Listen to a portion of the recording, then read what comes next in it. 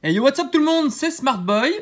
On se retrouve donc aujourd'hui pour une vidéo que je suis très content de vous présenter, à savoir la présentation du set de base. Alors, je vais d'une part vous présenter les cartes. Alors, je ne vous présenterai pas toutes les cartes, notamment pas toutes les communes peu communes, parce que ce serait beaucoup trop long. Et puis j'avais peur d'être un peu ennuyeux si je vous présentais vraiment toutes les cartes communes peu communes. Par contre, je vais vous présenter toutes les holos.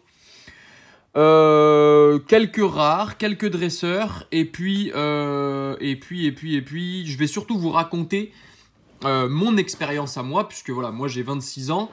Le set de base, j'ai connu quand il est arrivé dans la cour de récréation. Ça a été un truc de dingue. Voilà, donc pour vous faire peut-être une petite rétrospective historique, entre guillemets, donc le set de base, il existe en édition 1 et en édition 2. En tout cas en France. Il a été édité en français, il a été édité en allemand, en espagnol, en portugais, en américain, enfin en anglais du coup, et en japonais. Voilà, je crois que j'ai fait à peu près le tour. Donc voilà, c'est un gros succès. Ça a été un très gros succès. Il est sorti au Japon le 20 octobre 96. Et il aura fallu attendre 3 ans plus tard, le 18 novembre 99 exactement, pour qu'il arrive en France. Donc voilà, moi le 18 novembre 99, j'allais avoir 8 ans. J'avais pas encore 8 ans, j'allais avoir 8 ans, donc j'étais en CE2. Et quand les cartes Pokémon ont débarqué dans les cours de récréation, ça a été un raz-de-marée. Mais quand je vous dis un raz-de-marée, ça a été énorme. On s'est tous précipités chez le buraliste, chez le magasin de jouets pour aller s'acheter ces paquets. À l'époque, ça coûtait, si je vous dis pas de conneries, le set de base... les boosters Wizards, ça coûtait 25 francs ou 20 francs. Voilà, 20 ou 25 francs. Donc, je sais pas si vous imaginez. Voilà, 20 ans plus tard, ça coûte entre 60 et 100 euros. Voilà. Du coup, voilà, donc il y a 102 cartes. Au niveau des raretés, on a des holographiques.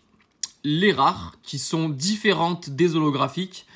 Vous savez que dans les sets Wizard, vous avez rare et holo, et dans Jungle, Fossil et Rocket, les rares sont les mêmes que les holos, mais évidemment pas holographiques. Voilà. Du coup, voilà. Écoutez, je pense qu'on va... Ah oui, les cartes, peut-être avant un petit truc. Les cartes sont classées donc par rareté, c'est-à-dire que vous avez d'abord les 16, puisque vous avez 16 holos, les 16 premières cartes du set sont les holographiques. Ensuite, vous avez les rares. Après, les peu communes et les communes.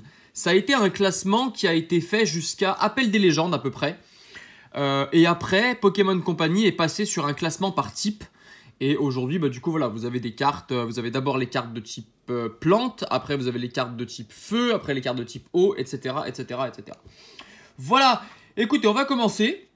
Donc, vous allez voir, j'ai des cartes édition 2, édition 1.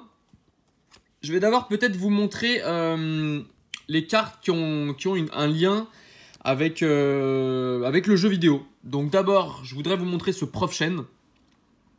Coucou d'ailleurs à Nico si tu passes par là. Voilà, le Prof Chen. Voilà, c'est une carte emblématique. Même si à l'époque, donc c'est une peu commune, même si à l'époque on n'y prêtait pas attention, voilà, ça reste une carte emblématique. Alors je vous rappelle peut-être, petit aparté, alors il y a un truc qui est tombé. Toutes les cartes du set de base ont été dessinées par Ken Sugimori et son acolyte Mitsuhiro Arita. Voilà, il n'y a aucun autre illustrateur dans ce set. Tout a été illustré par Mitsuhiro Arita et Ken Sugimori. Voilà, donc au niveau des holos, c'est pareil. Donc voilà, le Prof Chen. Voilà, le Prof Chen qui est mythique, qui est évidemment un personnage fort de l'animé, qui est un personnage fort du jeu vidéo. Ici, on est en édition 1, mais bon, c'est pas très important. Je m'attarderai pas forcément sur les éditions 1 et les éditions 2. Sachez peut-être une petite chose, une petite précision, c'est que les éditions 2, bien qu'elles cotent moins cher, je vous donnerai peut-être la cote de certaines cartes sans dire trop de bêtises, mais voilà. Donc je disais, les éditions 2, bien qu'elles cotent moins cher, elles sont plus rares. Parce qu'en fait, le set de base édition 2, c'est peut-être la seule série où vous trouvez cette règle, a été moins éditée. Il y a des chiffres, voilà, Pokémon Company, Wizard of the Coast à l'époque donnait des chiffres d'édition. Et du coup, le set de base édition 2 a été à peu près de 2 fois à 3 fois moins édité que le set de base édition 1. Du coup, théoriquement, les cartes Pokémon du set de base édition 2 sont plus rares que les cartes Pokémon Wizard, donc holographiques du set de base édition 1. Voilà. Bon, c'est un peu mystique, hein, ça je pense, pour les plus jeunes d'entre vous, mais néanmoins, voilà. Allez, donc du coup, le Professeur Chen, voilà, le design est simple, épuré, on reconnaît bien la patte de Ken Sugimori.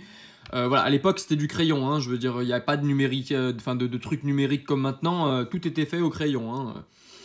Voilà. Du coup, voilà pour la carte du Prof Chen.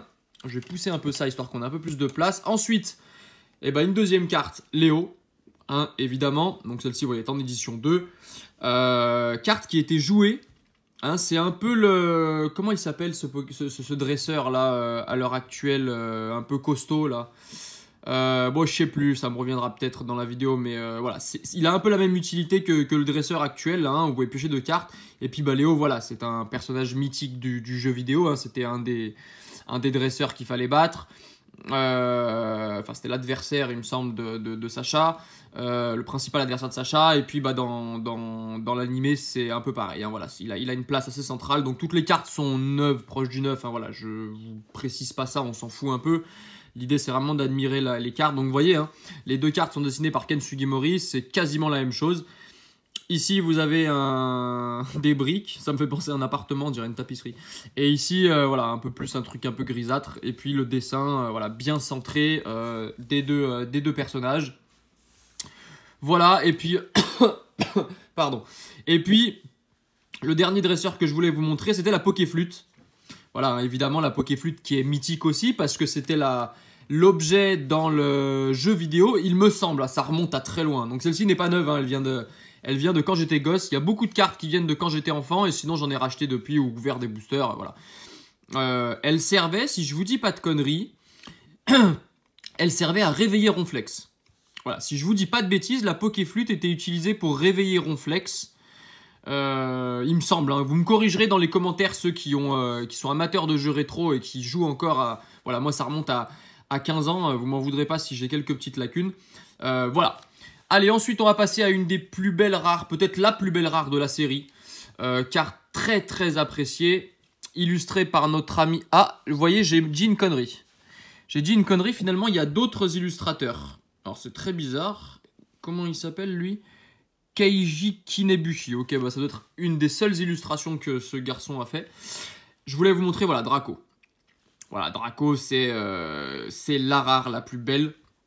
C'est une carte. Ici, là, les dresseurs, en moyenne, donc ça, c'est des peu communes. Hein, peu communes, et puis Léo est une commune. Ça cote en 9. Hein, en édition 1, entre 1,50 et...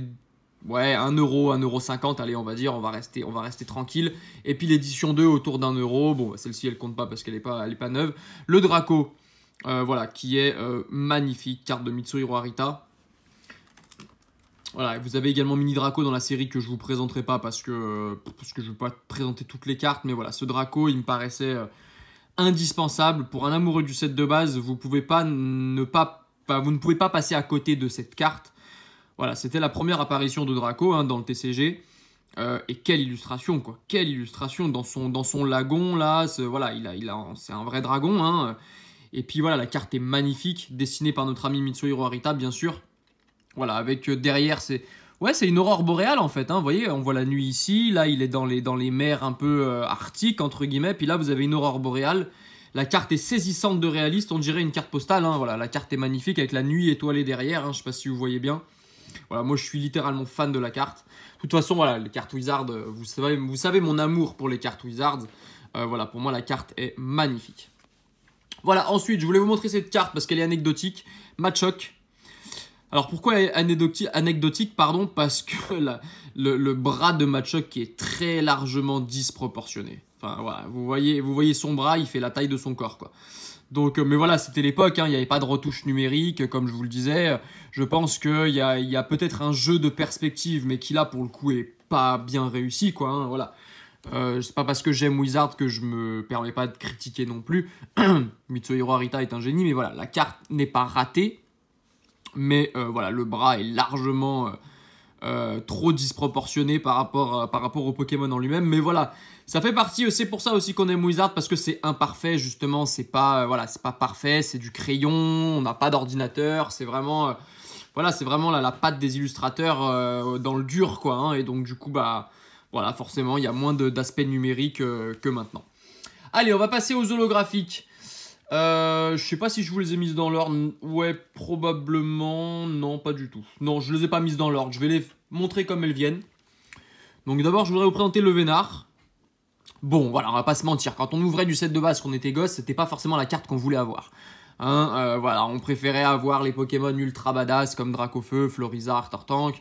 Parce que, voilà. Mais le Vénard, on va dire qu'elle était plutôt courante à l'époque.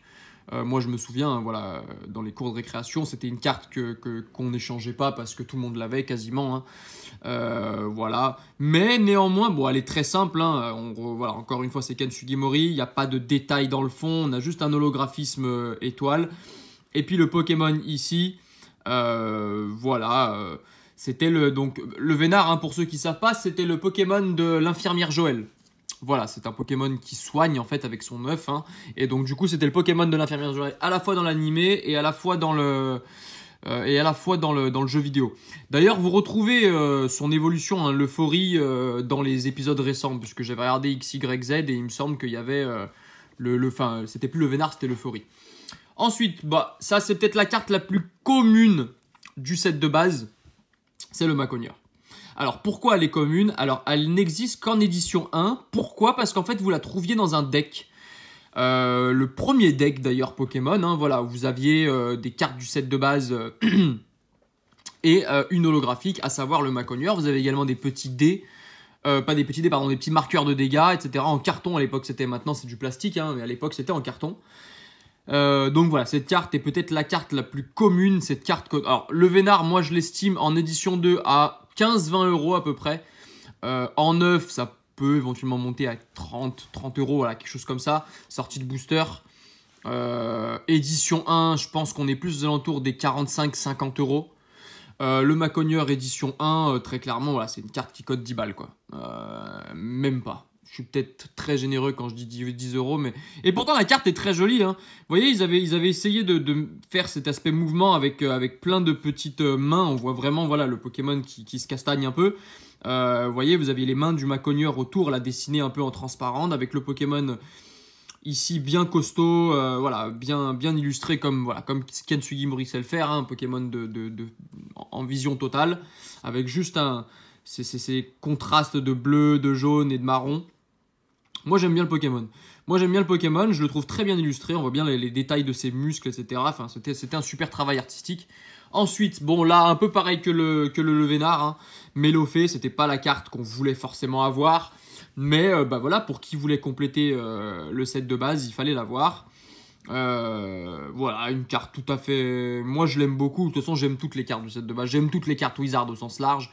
Peut-être une petite réticence avec les E-Series, mais sinon, j'aime toutes les cartes du bloc Wizard.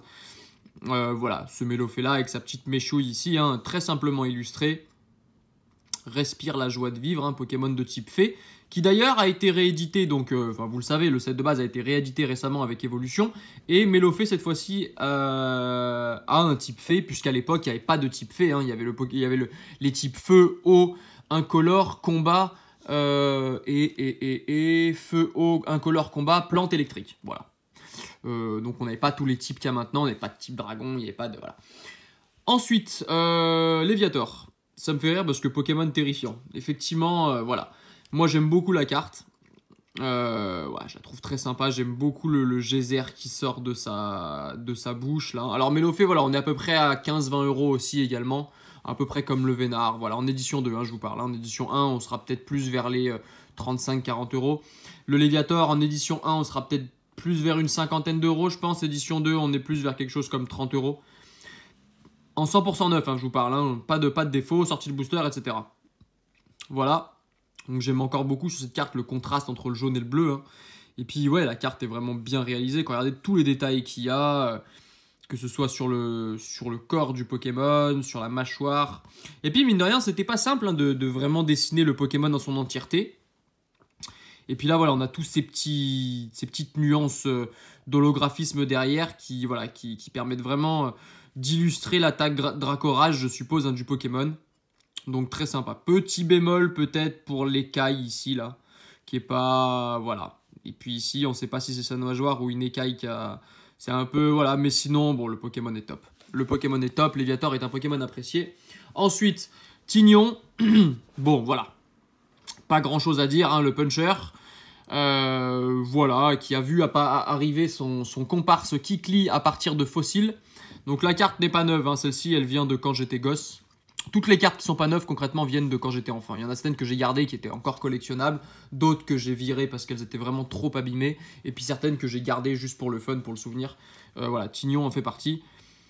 Ouais, voilà, hein, plutôt classique Tignon, hein, pas grand chose d'exceptionnel à raconter sur cette carte. C'est pas une carte mythique, c'est peut-être une des cartes les plus courantes du set de base également avec le Macogneur. Voilà, mais néanmoins, voilà, pour qui veut collectionner le set de base, et ben c'est une carte qui est indispensable. Hein. Ken Sugimori également. Ensuite, le Magneton, pareil, hein, voilà, quand on ouvrait des boosters à l'époque, hein, c'était pas forcément la carte qu'on voulait avoir. Bon, voilà, c'est comme ça. Hein. Moi, je me souviens avoir ouvert du set de base. Alors, j'ai pas ouvert de display parce qu'à l'époque, voilà, mais j'avais ouvert simplement des boosters, je l'avais pioché. Bon, c'est pas la carte dont on se vante dans la cour de récréation, hein, je vous en montrerai après, voilà, qui valent carrément le coup. Bon, voilà, je passe un peu vite sur le Magnéton. Ensuite, je vais vous présenter Nidoking, qui est juste énorme, cette carte est dingue. Voilà, elle est folle, quoi. Elle est vraiment folle. La posture du Pokémon, les contrastes de vert, de jaune, enfin voilà, c'est magnifique, quoi. Vraiment, alors, encore une fois, très classique, hein, parce que c'est des cartes qui ont 20 ans, donc c'est des cartes qu'on commence à connaître, mais ouais, exceptionnelle. Exceptionnelle cette carte, moi je la trouve géniale. Avec ouais, vraiment le Pokémon, alors, on pourrait penser qu'il est un peu emplâtré, vous voyez, un peu large, et puis finalement, je trouve que ça se marie plutôt bien. Donc voilà, celle-ci doit être une carte que j'avais quand j'étais enfant, puisqu'elle n'est pas neuve, hein, elle est en état excellent. Donc voilà. Ensuite, je vais vous montrer deux cartes. La Goupix, bon, que vous connaissez puisqu'elle a été rééditée dans le set de base, dans Evolution. Et puis son évolution, Fenard. Voilà, Fenard. Et vous voyez, à l'époque, on avait déjà des cadrages dégueulasses, hein, puisque quand vous regardez Fenard, d'ailleurs, il y a une petite saleté ici, ça doit être sur la sleeve, faudrait que j'enlève. Ouais, voilà, vous voyez, le cadrage est clairement mauvais, quoi. Le cadrage est clairement pas bon, mais voilà, hein, bah, comme quoi ça n'existe pas que dans Soleil et Lune, hein. Même si les cartes Wizard sont de manière générale de meilleure facture, il y avait quand même des défauts. Voilà, il y avait quand même des défauts, faut pas se mentir. Voilà, écoutez, Fenard est un Pokémon qui est tout à fait apprécié aussi, notamment par les filles. Voilà, voilà, mesdames, un petit salut à vous. Mais voilà, la carte est, vous voyez, avec ces petites déflagrations, ces petits feux follets derrière, là, que j'aime beaucoup. Et puis, vous avez une sorte d'aura un peu brillant sur le Pokémon, hein, qui l'entoure. Je sais pas si vous voyez. Vous n'avez pas forcément ça sur toutes les cartes, mais voilà, sur le Fenard, vous avez, et c'est super classe. C'est vraiment super classe. Ensuite, bah, notre ami Tartare. Hein, voilà, Tartare. Classe aussi. Classe aussi. Ouais, j'aime bien. J'aime bien. Franchement, la carte est vraiment cool. Avec cette spirale là au centre de son ventre. Et puis le Pokémon bien en situation de combat. Pareil, hein, des petits jeux d'holographisme derrière qui reprennent un peu ce qu'on a sur le Fenard. Ouais, la carte est cool. La carte est bien cool. Pareil, non, elle n'a pas été rééditée celle-ci dans Evolution, il me semble. Hein. Non, Fenard, oui, mais pas Tartare. Et encore, je suis même pas sûr pour Fenard. Enfin bref, on s'en fout. Voilà, pour Tartare. Et puis ensuite, une carte que j'aime énormément. Je l'avais déjà présentée, donc je vais peut-être passer un peu vite sur les cartes que je vous ai déjà présentées dans la section illustrateur. Hein, je vous inviterai à aller voir. Le Elector, un des 3 oiseaux légendaires. Avec son pote Sulfura et Articodin, qui eux, il leur a fallu attendre Fossile pour les voir dans le TCG. Mais voilà, Elector, on l'a dans le set de base. C'est le seul légendaire avec Mewtwo que je vais vous présenter qui est présent dans le set de base. Voilà, la carte est énorme. La carte est énorme, hein. Voilà, avec le bleu, le jaune. Le Pokémon est bien illustré, pareil de pied, hein, dans sa globalité. Vraiment classe. Je l'aime beaucoup, beaucoup. Et puis, bah, voilà, peut-être une de mes holos préférées, le Mewtwo. Simple, épuré, efficace. Voilà, avec cette aura de puissance. Vous voyez, hein, ce rouge là qui fait merveilleusement bien contraste avec le violet derrière. Superbe, la carte est vraiment magnifique. Je l'adore. Voilà, la carte est vraiment cool. J'adorerais pouvoir réouvrir du set de base. Enfin, j'en ai déjà réouvert il n'y a pas longtemps. J'ai pioché Dracofeu d'ailleurs. Je sais pas si je vous l'avais dit. Si, j'avais dû le dire en vidéo. Et Raichu d'ailleurs, que je vais vous montrer qui arrive. Voilà, j'adorerais pouvoir piocher un Mewtwo édition 1. J'adorerais pouvoir ouvrir un display set de base. Mais voilà, c'est faisable. Hein. Je veux dire, un display set de base, il faut compter à peu près 2000-2500 euros. Plus aux alentours des 2500 euros. Voilà, après, c'est trouvable. Hein. Je veux dire, il faut juste avoir le budget, mais c'est trouvable. Voilà. Mais pour l'instant, c'est pas une priorité de mon côté, donc voilà. Allez, ensuite, je vais vous montrer nos 3 amis starter plantes. Donc, le Bulbasaur, qui était emblématique. Hein, voilà, à l'époque, c'était une des communes les plus appréciées. C'était l'arrivée des 3 starters, hein, avec le gros lien, évidemment, aux jeux vidéo. Hein, où il fallait choisir soit Bulbizarre, soit Salamèche, soit Carapuce, pardon, voilà, j'y arrive. Voilà, Bulbizarre moi j'aimais bien le starter plante. J'avais choisi, il me semble, Carapuce. Mais j'aimais bien starter plante. Et là, j'aime beaucoup cette carte. Hein, le Pokémon qui est en train de faire sa Vampigraine. Avec tout ce détail fleuri derrière, là. Hein, vraiment cool. Vraiment cool. Bon, le Pokémon louche un peu, mais bon, voilà, c'est pas... Voilà. Mais ouais, j'aime bien. Carte de Mitsuhiro Arita. Hein. Ensuite, on a évidemment son évolution, là, Herbizarre. Je préfère Bulbizarre. Je trouve Herbizarre un peu sombre. Un peu moins mise en scène aussi. Bulbizarre est plus voilà, illustré dans une position d'attaque, donc plus sympa. Voilà. Mais j'aime bien Herbizarre aussi. J'aime bien Herbizarre. Et puis enfin, voilà, la dernière évolution, Florizarre. Bon, on va pas se mentir, c'est peut-être celui des 3 starters. Bon, déjà, c'est celui qui cote le moins. Force est de constater que Dracofeu et Tortank, bon, Dracofeu c'est hors catégorie, mais Tortank cote un peu plus que Florizarre. Tortank en 9 édition 1, vous allez pouvoir le trouver, je vais donner une fourchette, mais dans les 120-150 euros à peu près, plus ou moins 10%. Et puis Florizarre, vous allez plus être aux alentours des 80-90 euros pour de l'édition 1 en 9. Après voilà, hein, ça c'est une fourchette de prix, vous pouvez trouver moins cher, et puis vous pouvez trouver aussi plus cher. Hein. Tout dépend de l'offre et la demande, tout dépend si le vendeur est pressé, etc. Je vous ai fait la Poké-analyse d'ailleurs là-dessus, hein. N'hésitez pas à aller la voir, je vous la mettrai ici, sinon en fin de vidéo. Donc voici pour Florizarre. Ensuite on va passer au starter. Oula, attendez, je la refais. Au starter O. Voilà, avec ce Carapuce. Pareil, hein, ça c'était la classe dans la cour de récréation. Ouais, c'était la classe quoi. Je veux dire, le Carapuce, c'était cool. C'était cool. Avec son copain Carabaf. Pareil, hein. D'ailleurs, un peu comme les précédents. Hein, voilà, Bulbizarre a été dessiné par Mitsuhiro Arita. Carapuce aussi. Herbizarre par Ken Sugimori et Carabaf aussi. Et puis ici, voilà, Florizarre a été dessiné par Arita, mais par contre Tortank a été dessiné par Sugimori. Voilà, bon, les cartes sont cool, hein, voilà, Carabaf est sur la plage, mais voilà, on retrouve bien un peu l'esprit du Bulbizarre, de l'Herbizarre avec un truc un peu sombre, alors que Carapuce est plus lumineux et surtout en position d'attaque. Voilà, donc plus sympa. Et puis du coup la dernière, un Tortank. Bon, j'ai cette carte en plusieurs exemplaires, en neuve, mais bon, là n'est pas la question. Surtout que voilà, la carte est classe quoi. Première apparition de Tortank dans le TCG français. Faudra attendre Rocket pour la voir à nouveau. Dans Fossil, il n'y avait pas. Voilà. Très cool. Moi, j'aime bien. Édition 1 aussi. Hein. Voilà, donc celle-ci, elle attend de partir chez PCA, par exemple, vous voyez. Elle attend de partir chez PCA. Donc voilà, la carte est simple. L'avantage avec Wizard, c'est que vous n'avez pas besoin de raconter beaucoup de choses. Parce que les illustrations parlent d'elles-mêmes. Et puis, de toute façon, les illustrations sont très simples. Elles sont très simples, mais efficaces. C'est ça qui est plutôt cool aussi. Ensuite, on va passer... on va garder ça pour la fin, parce que c'est le plus spectaculaire, entre guillemets. Ensuite, Abra, Kadabra et Alakazam. Alors, Alakazam est une carte de quand j'étais gosse. Vous voyez, elle est un peu abîmée, hein, je l'ai gardée. Alors, petite histoire sur ces cartes. C'est une des... En fait, c'est la seule apparition de Abra et Kadabra ensemble dans un TCG.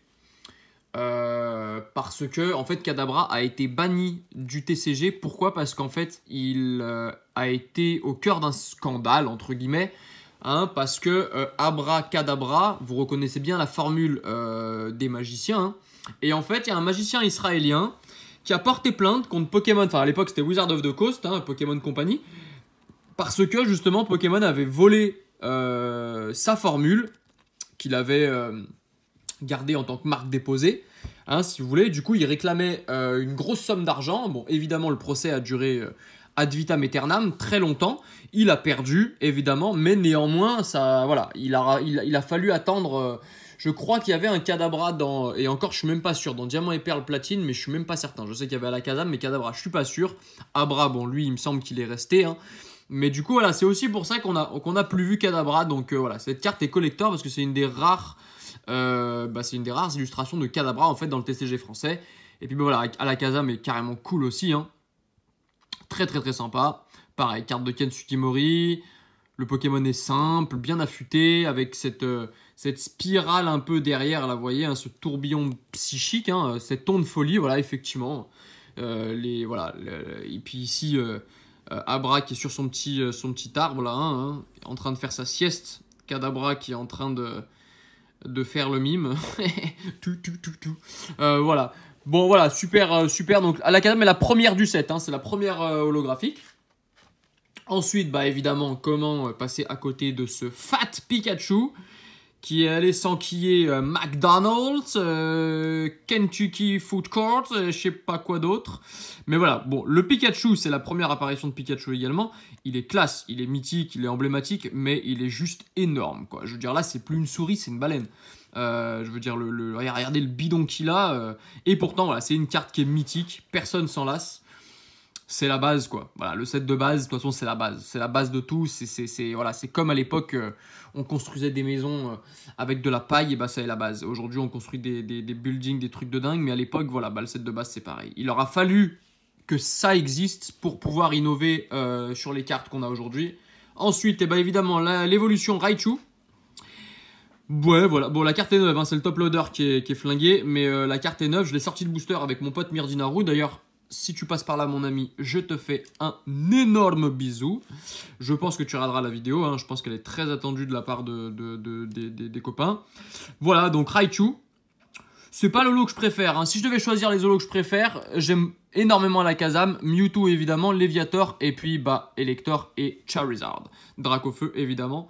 On va terminer d'ailleurs par les 3 starters feu. Voilà, donc Raichu.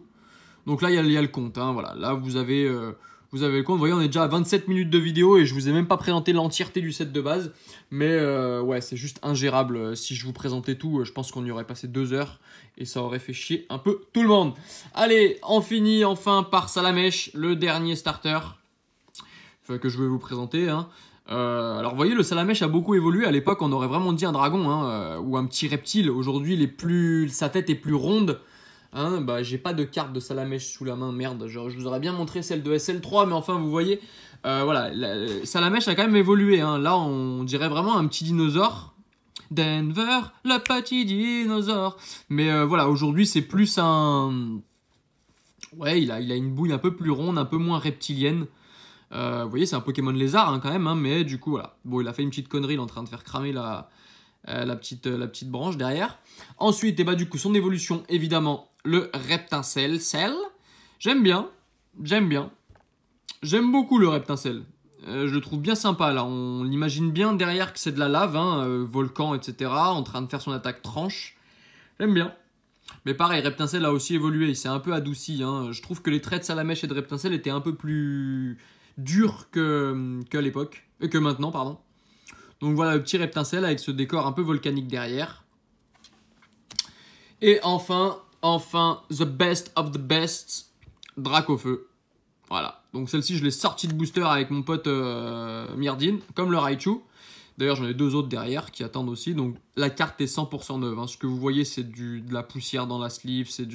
Il y a 3 sleeves hein, sur cette carte, le top loader. Mais voilà, la carte est neuve. Voilà, pas grand chose à dire. Hein. Carte de Mitsuhiro Arita, le mythe. Je vais vous dire, quand vous avez ça dans la cour de récréation, les gars, le dragon feu. Parce que qui n'a pas appelé Dracofeu dragon feu notamment quand on était gosse. Mais voilà, ça, c'était le Graal à l'époque. C'était le Graal à l'époque. Bien sûr que si on avait su la thune que ça vaudrait aujourd'hui, on en aurait fait un peu plus attention. Mais en même temps, voilà. C'était des jouets. Hein. Faut bien comprendre que les cartes Pokémon, quand elles sont arrivées en France... pour les gosses notamment comme moi, c'était des jouets, donc on les mettait dans la cour de récréation, on les mettait dans les mains, il n'y avait pas de sleeve, on n'était pas aussi, enfin moi en tout cas, pas aussi méticuleux. Après il y a eu les classeurs, donc là on commençait à ranger nos cartes dans les classeurs, mais à la base, voilà, ça c'était dans notre poche avec un élastique autour, et basta, hein, je veux dire, il n'y avait pas de... On n'était pas aussi méticuleux que maintenant. Maintenant, on serait complètement fou de faire ça, mais voilà, les gosses font encore ça. Hein. Voilà. Bon, bah, Dracofeu, hein. Dracofeu, voilà, à l'époque, vous aviez ça dans la main, vous étiez le king. Vous étiez respecté, vous aviez ça dans la main à l'époque. Il est où le troisième? Voilà. Vous aviez ça dans la main à l'époque, les gars, je veux dire, vous étiez le roi des rois, quoi. Genre, vous étiez vraiment le boss du boss, quoi. Il y avait rien de mieux. Au-dessus, c'était le soleil, quoi, tu vois, je veux dire, voilà. Il y avait la lune, il y avait Dracofeu, et au-dessus, il y avait le soleil. Et peut-être que même Dracofeu était à la limite du soleil, voilà. Si tu voulais aller plus haut, voilà, fallait un deltaplane, fallait un truc, une échelle, tu vois, voilà, c'était pas possible. Ça, c'était le top. C'était le top. Voilà les copains, bon bah écoutez, j'arrête mes bêtises, j'espère que la vidéo vous a plu. Un petit pouce bleu si ça vous a plu, bah abonnez-vous si vous découvrez la chaîne, et puis on se retrouve dimanche pour le live. Rendez-vous 16h, soyez au rendez-vous, on va rigoler, on va kiffer, il y aura des cadeaux, ce sera le top, ouais c'est génial. Voilà les copains, allez, bon week-end et à dimanche. Ciao ciao tout le monde, bye bye, bisous.